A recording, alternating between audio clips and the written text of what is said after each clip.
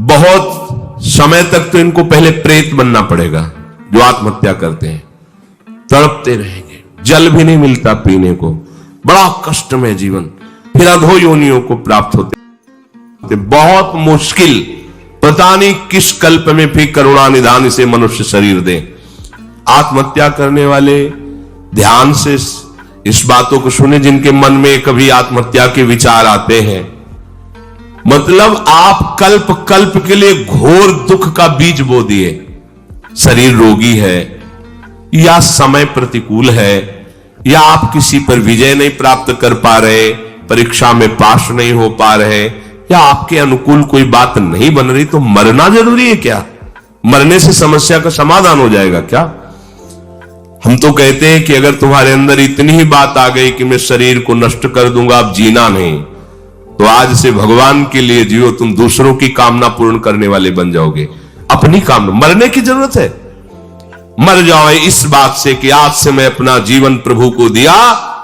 जब मरने के लिए तैयार हो तो आप क्या इच्छा, अब जैसा चाहे प्रभु करे, तुम ऐसे महात्मा बन जाओगे। सतरत सतरत सा लोकांतार्यति। अगर आत्महत्या की तो आप दुर्गति को समझ लीजिए, भयानक प्रेत योनि, जहां स्वेच्छा से आप जल भी नहीं पी सकते, भले नदी किनारे रहिए, स्वेच्छा से, और भयंकर जलन, अशांति, एक जगह चैन से नहीं रह सकता। गोकर्ण जिसे अपनी स्थिति बताता है, धुंधकारी जो प्रेत योनि को प्राप्त है, भैया किसी तरह बचा लो, भयानक कष्ट में हूं। यह आत्महत्या करने से समस्त दैवी शक्तियां उससे नाराज हो जाती हैं। तुम्हें जीवन मिला है दुख से लड़ने का, ऐसे अच्छे काम करो, ऐसे भजन करो, तुम्हारा मंगल हो जाए। देखो, भोगों में यदि तुम रति करके अधर्माचरण से, पापाचरण से भोग भोगोगे तो तुम्हारा अंतिम निर्णय यही निकलेगा, ध्यान रखना।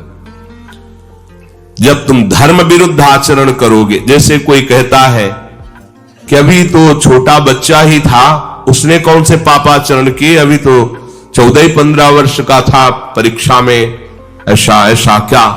भैया, एक जन्म का हिसाब नहीं चल रहा है, बहुत जन्मों का हिसाब चल रहा है। अगर उसके सुकृत काम करते तो माता पिता उसके ऐसे न मिलते कि उसको टॉर्चर करते, तभी तो ऊब गया जीवन से। अब किसको क्या कहें? हमें लगता है कि उसके दुष्कृतों के परिणाम स्वरूप ऐसा उसको वातावरण मिल जाता है कि कोई नहीं तो आत्महत्या करने का उत्साह नहीं आना चाहिए।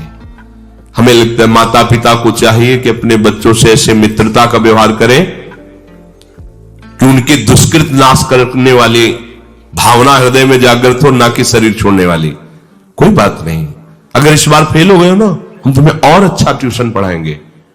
पर वो संसारिक लाभ को ही लाभ जानने वाले जानते हैं, इतना पैसा लगाया बर्बाद। अब वो बेचारा छोटी सी बुद्धि का पूर्व के दुष्कृत परिणाम से प्रेरित हुआ और उसको लगता है मैं आत्महत्या कर लूं।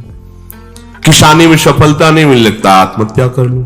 पति अनुकूल नहीं मिला, लगता है आत्महत्या कर लूं। पत्नी अनुकूल नहीं मिली, बोले आत्महत्या। ये कोई निराकरण है तुम्हारी समस्या का? समस्या का निराकरण तो विवेक से होता है।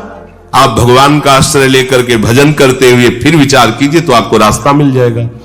पर जो रास्ता देने वाले प्रभु है उनसे तो आप विमुख हो चुके हैं, गंदे आचरण कर रहे हैं, मन में आध्यात्मिक शक्ति नहीं रह गई, बस वही निर्णय देने लगता है कि क्या करूं, इससे तो जीना ठीक नहीं है। मरने के बाद जो दुख है वो तुम झेल नहीं पाओगे।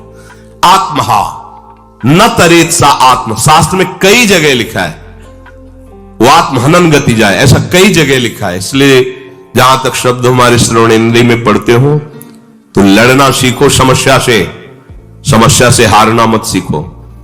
समस्याएं तो आती रहेंगी, लेकिन तुम्हारा जो जीवन है बार बार नहीं मिलेगा।